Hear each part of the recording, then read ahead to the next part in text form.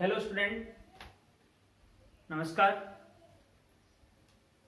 Super PMT classes में अपने जो प्री फाउंडेशन क्लासेस हैं और एम्स के एग्जाम हैं, इसी प्रकार जेट आईसीआर के एग्जाम, उसमें बायोलॉजी सब्जेक्ट का जो अपना कंटिन्यू टॉपिक चल रहा है, जो अपना कंटेंट चल रहा है, उसी कंटेंट के तहत आज अपन एक नया अपना टॉपिक पढ़ रहे हैं। जैसे सेल बायोलॉजी के टॉपिक चल रहे हैं अपने कोशिका विज्ञान के, माइटोकॉन्ड्रिया का टॉपिक हो गया था, केंद्र का टॉपिक हो गया था, क्योंकि अपन सबसे पहले जो दो जीवियों से घिरे हुए कोशिकांग है उनकी स्टडी कर रहे थे। तो आज अपन स्टडी कर रहे हैं लवक की, प्लास्टिड की। और लवक में सबसे इंपॉर्टेंट अपना टॉपिक रहेगा क्लोरोप्लास्ट। देखिए, लवक की जब अपन बात करते हैं तो लवक जो शब्द है सबसे पहले वो शब्द दिया था हेकल ने दिया था। किसने दिया था? हेकल ने दिया था। और एक बात मैं आपको क्लियर कर देना चाहता हूं कि मेरा जो मेन एम है आपको ये टॉपिक आप तक पहुंचाने के लिए, ताकि अपन घर बैठे भी अच्छी से अच्छी स्टडी कर सके अपने बायोलॉजी सब्जेक्ट की। और दूसरा मेरा मेन एम ये है कि आपके अच्छे से अच्छे मार्क्स इस सब्जेक्ट में आप प्राप्त कर सकें, ताकि अपने एक अच्छे से अच्छे रैंक अपने एग्जाम में हासिल कर सकें। तो इसलिए आप इस अपने सुपर पीएमटी चैनल को ज्यादा से ज्यादा शेयर भी करें और सब्सक्राइब भी करें। आज अपन बात कर रहे हैं लवक की। तो लवक जो शब्द दिया था सबसे पहले, लवक शब्द देने वाले साइंटिस्ट थे हेकल। कौन थे? हेकल ने सबसे पहले लवक शब्द दिया था। अब इसके बाद साइंटिस्ट आए, लवक ने मेनली हेकल ने लवक शब्द प्रतिपादित किया था। और एक साइंटिस्ट थे सिम्पर। कौन थे? सिम्पर थे। सिम्पर ने ये जो लवक है, जो लवक, एक तो आपको पता है लवक केवल पादपों में उपस्थित होते, इस बात का ध्यान में रखना। तो पादपों में केवल लवक उपस्थित होते हैं और इन लवकों को सिम्पर नामक वैज्ञानिक ने इन्हें 3 भागों में वर्गीकृत किया। कितने भागों में? 3 भागों में वर्गीकृत किया।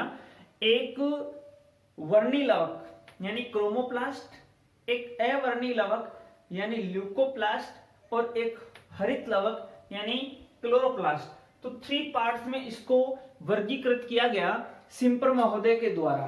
तो मैं आपको बताना चाहता हूं, सबसे पहले अपन बात कर रहे हैं रंगहीन लवक। रंगहीन लवक या ल्यूकोप्लास्ट, या इसको अपन ये भी कह सकते हैं कि ये अवर्णी लवक है। कौन सा लवक है? अवर्णी लवक है। तो आपको मेन बात ध्यान में रखनी है कि जो पादप के मेनली जो भूमिगत भाग होते हैं, कौन से भाग? भूमिगत। मेनली अपन बात करते हैं भूमिगत भाग की, तो जड़ें आती हैं पादपों में। तो जो भूमिगत भाग होते हैं उनमें कौन सा लवक पाया जाता है? अवर्णी लवक पाया जाता है। और एक बात आपको ध्यान में रखनी है, एग्जाम में आने वाला क्वेश्चन होता है, सबसे मोस्ट क्वेश्चन है कि ये जो ल्यूकोप्लास्ट है, इनका प्रकाश संश्लेषण की प्रक्रिया में कोई पार्टिसिपेशन नहीं होता है, इनका कोई योगदान नहीं है प्रकाश संश्लेषण जैसी प्रक्रियाओं में। कार्य इनका सबसे मोस्ट है। कार्य इनका क्या है? संग्रहण है। कार्य इनका क्या है? स्टोरेज का है। किसका स्टोरेज कर रहे हैं? खाद्य पदार्थों का स्टोरेज कर रहे हैं। किनका?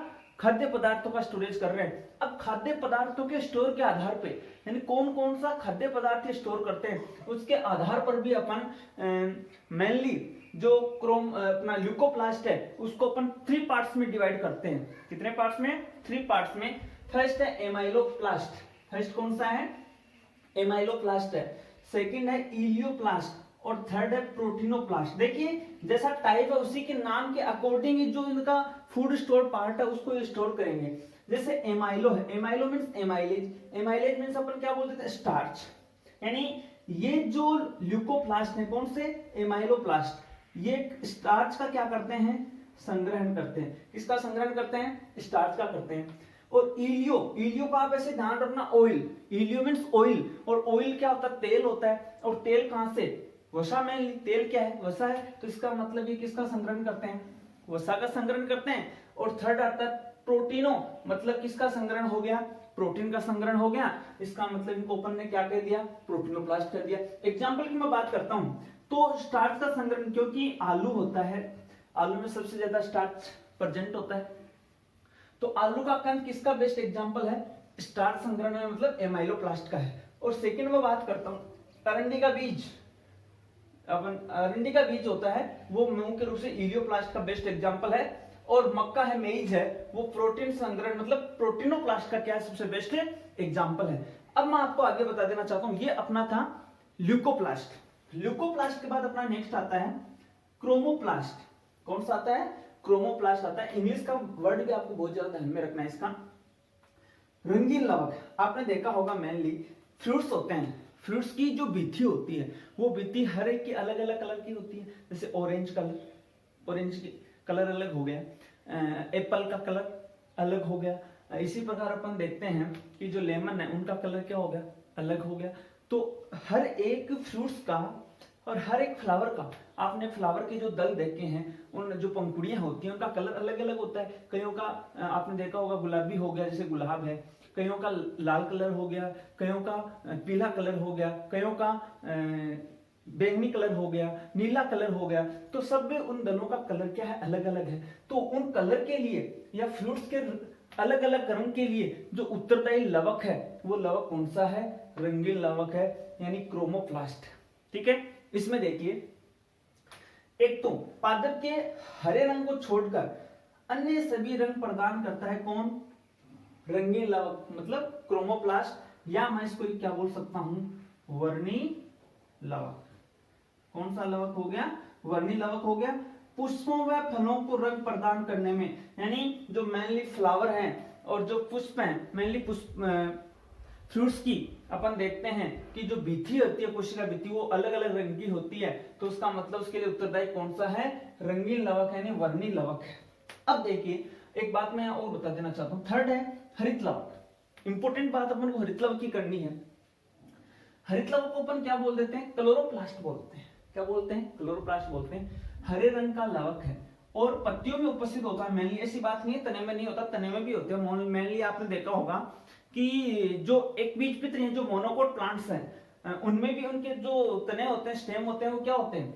ग्रीन कलर के होते हैं। तो ग्रीन कलर के होने के कारण उनमें भी क्या होता है? हरित लवक आपको मिलेगा इजीली वे में। कार्य सबसे इंपॉर्टेंट बात है कि हरित लवक का मुख्य कार्य क्या? प्रकाश संश्लेषण करना है।